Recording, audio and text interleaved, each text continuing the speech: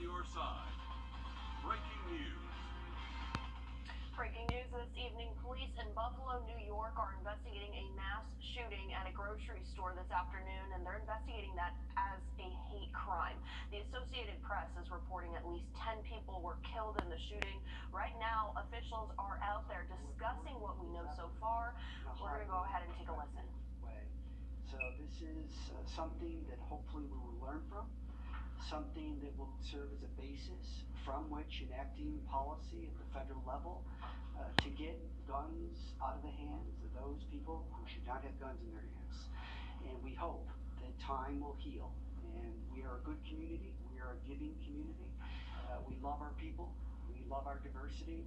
And again, these people were people that for the past 24 months were working in service of others, and people who we called our heroes. And so we're going to go ahead and take a look at the scene from earlier this afternoon. Officials say at least 10 people have been killed in the shooting. The suspect is in custody. And here's what a witness had to say about what they were wearing and the moment they were arrested. He had an army suit on, army brown boots. He had some glasses on. He had a hat on. He had a machine gun or something with a strap on it. He took the machine gun with the strap and put it to his chin. And I was hoping that he'll shoot himself.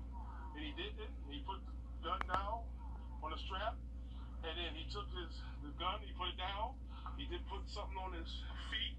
He took his vest off. And then he got on his hands and knees and got on his back. And then they arrested him. All right, now we're taking a live look outside over the medical district where we toss things over to First Alert meteorologist Anthony Carpino. Anthony. Well, it was a nice afternoon with plenty of sunshine across the CSRA. We're going to be staying mostly clear as we go through the next couple of hours. We'll take a closer look at radar. Absolutely dry across the region, and we'll stay dry as we go through the next few hours and into the overnight hours. Live look outside over our station here in Augusta over Riverwatch Parkway. A few puffy clouds and some high, thin clouds out there this evening. Current temperatures right at 83 degrees, and we're going to be seeing those temperatures fall out of the 80s and eventually down into the upper 50s and low 60s by tomorrow morning. Low 80s around the CSRA. And if you have any outdoor plans for the rest of tonight, you're going to be in great shape. Going downtown or taking the kids off to the playground, good either way. 70s by about 8 o'clock this evening, and then temperatures dipping into the 60s as we get closer to 10 o'clock this evening. As we go through the next couple of days, we're going to be talking about some warmer temps on the way. 93 to 97 Monday through Thursday. All right, thanks so much, Anthony. Here at home, we are 10 days out from Election Day for Georgia's primaries and local elections. And early voting wraps up at the end of next week. We were at Warren Road Community Center before polls opened up this morning, and you can see there was a line outside of voters waiting to cast their ballot there. Leaders on Richmond County's Board of Elections say they have been seeing this for most of the week. Officials say people seem eager to vote in person again after the pandemic. Back in 2020, a lot of people voted absentee, so they weren't able to actually get out in person. So I think now people are energized and excited about voting, getting back out. Coming up at 11, we're putting together an in-depth look at early voting numbers across the river region.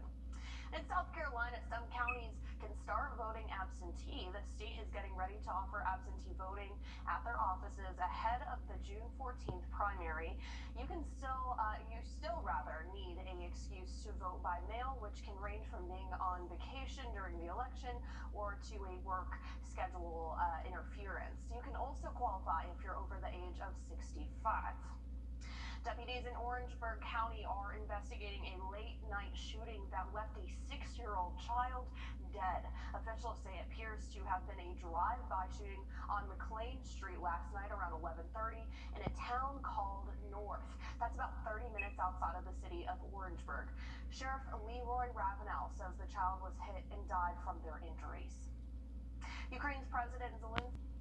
Here in Georgia, automaker Hyundai is expected to announce plans to build a new plant near Savannah. Reports say the company is finalizing the announcement as President Biden is set to travel to South Korea next week. The plant would bring an estimated 8,500 jobs to the state and invest over $7 billion. Local law enforcement teamed up with a retirement home for a lemonade stand, and it was all for a good cause. Deputies with the Columbia County Sheriff's Office partnered with the Marshall Pines Assisted Living Facility in Evans to raise money for the local chapter of the Alzheimer's Association by serving ice cold lemonade. The lemonade stand also featured baked goods, homemade lotions, and homemade soaps. Anthony? Well, it's definitely a great day for some lemonade. Starting to feel a little bit more like summer. We had plenty of sunshine. Temperatures were into the 80s, but 90s are in store for us. Some summer-like heat is on the way. We'll time that out with a full forecast coming up just after the break. Still ahead in Atlanta. She should. Protect our daughters. All right, here's a view outside over our studios. Plenty of sunshine out there. Get a couple puffy clouds and some high, thin clouds out there this evening, and we're going to see that continue as we go through the next couple of hours. Temperatures are still nice and warm at 83 degrees, just slightly below average for this time of year, but we're going to be talking about some summer-like heat moving in over the next couple of days. The 90s are going to be making a big comeback. 76 as we get closer to about 8 o'clock this evening, then falling into the middle 60s as we get closer to about midnight. Still seeing some of those high, thin clouds out there. That will keep us a little bit warmer than what we saw this morning. Most of us sticking to those lower 60s, and we do have the chance for some patchy fog again as we go through early tomorrow morning. So timing this all out for you by about 7, 8 o'clock in the morning, especially along the Savannah River, near the lake and any other big bodies of water, you'll have that potential for some patchy fog. So if you usually see fog in the morning, you'll likely see that as we go through the afternoon, the morning tomorrow. But for the afternoon, there will be just a slightly greater chance for a few isolated showers tomorrow afternoon. We will see some warmer temperatures. For those that see the showers, temperatures will be slightly cooler, but highs tomorrow afternoon are expected to remain into the upper 80s, as well as potentially even the lower 90s. Now, another shot at rain comes as we go through early Monday and into Monday afternoon, Monday evening, as a cold front drops in from the north. Another chance for a few scattered showers, and as we continue on through portions of Monday, Tuesday, we're going to be back into the lower 90s, 93, so maybe even some pool weather possible as we go through portions of the upcoming work week. Now, over the next day, we're going to be watching the potential to see the total lunar eclipse. This is going to be tomorrow night into early Monday morning. Check this out right around midnight, and go ahead and look up into the sky. You should see the moon in that orange and red shade of coloring, so pretty cool stuff. Again, check that out closer to midnight tomorrow into early Monday. The chance for those storms will continue through early Monday, and then we're going to warm things up as we go through Wednesday and Thursday, 95 to about 97 degrees.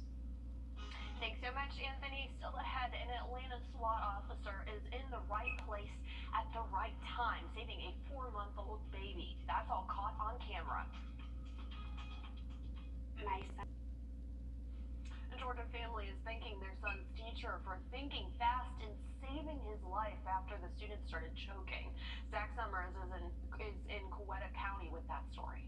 He's one of my homeroom students. On Thursday, as students at Evans Middle School were making their way between classes, a frantic group of Elijah Amoson's classmates ran up to 8th grade teacher LaWanda Watson and told her the 15-year-old was choking. And then when I saw him, he was very pale. Watson started performing the Heimlich maneuver, a first aid procedure she learned through training with the Coweta County School District but had never used in real life.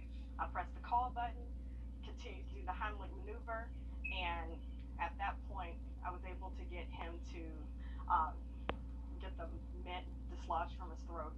I'm very grateful for that. Elijah said he was laughing at a friend's joke while eating, ironically enough, a lifesaver mint. But how do you return that kind of favor to somebody? Stacy Amoson is Elijah's mom. As unlikely as it may seem, this isn't the first time one of her 4 children have come close to death. My children like to surprise me with little things. Doctors saved her oldest son Keegan from a rare tick disease when he was 12. Her second oldest, Tiffany, had to be resuscitated after she nearly drowned at age 6. And just last year, Amoson's daughter, Brianna, was life-flighted after being involved in a bad wreck. They love me so much that they're just dying to get away. While Amoson can laugh now, she and Elijah know if it weren't for Miss Watson, he likely wouldn't be here today. I was blessed with the best teachers this year. Best teacher indeed, and Miss Watson isn't the only person in Atlanta saving children in need. Check out this video of an Atlanta police officer saving a 4-month-old baby. SWAT officer SPO Odin was on patrol when he noticed a car driving down the road with its hazard lights on and horn blowing. He followed the car to investigate to find a woman running up to him with that baby who was not breathing. He started doing CPR until until an ambulance could arrive. By then, the baby had regained a pulse and started moving their little legs back there. That is incredible, incredible video. Coming up in sports, the Lady Yellow Jackets try to stay alive in the Class 4 tournament. Alyssa Lyons has that and more after this. In today's video. On your sideline, sports brought to you by the Hawk Law Group. The North Augusta Lady Yellow Jackets softball team has only one loss this season. That was over 2 months ago against Lexington. Since then, they put up 23 in the W column. This afternoon, they battled it out for number 24. Sitting at 0 through the bottom of the fourth, Nevaeh Ross brought in Audie Bates on a sacrifice fly, but South Florence would put a pause on the Yellow Jackets in the sixth, where a 2-out rally stuck the Bruins on top. Yellow Jackets just couldn't convert in the seventh, and they fell by 1. Now they have one more chance to turn things around. Team did this to us last year. We beat them. They came back to the losers bracket and they beat us twice on a Friday to advance. It's been done several times. Rudolph Belgium won the state championship last year by doing the exact same thing. They came back. So we're going to just win one game at a time. If we can take care of business and win one game at a time, we're getting right back into this thing. Well, big numbers by Caitlin Cochran out of this one today. In 7 innings, 3 hits and 15 strikeouts for the Yellow Jacket ace. North Augusta returns home on Monday at Riverview against West Florence. Only one will survive. First pitch is expected to roll out of the circle at 6 p.m. The Louisville Ridge Spring Moneta contest is now underway. We'll have those scores coming up at 11. The third day of the AT&T Byron Nelson wrapped up. Sitting at the top of the leaderboard is Sebastian Munoz. The 600-day has him won over Jordan Spieth. Joaquin Niemann rounding out the top 3. But a big day for James Hahn with the 11-under scoop to put him in contention with Justin Thomas. Scotty Scheffler near the bottom with Davis Riley. Well, take a look at this. Current Las Vegas ace and former USC forward A'ja Wilson surprised a fan after pulling off the win against the Atlanta Dream, making some dreams come true. All right, pretty cool stuff there. Thanks for sharing that, Alyssa. As we continue on through the rest of this evening, temperatures are going to be cooling into the low 60s by tomorrow morning. Some patchy fog possible. The chance for a few isolated storms for your Sunday. Temperatures in the upper 80s and low 90s. Upper 90s possible by Wednesday and Thursday. Bring on the summer heat. Hey, thanks so much for joining us. We'll be back at 11 o'clock. We'll see you then.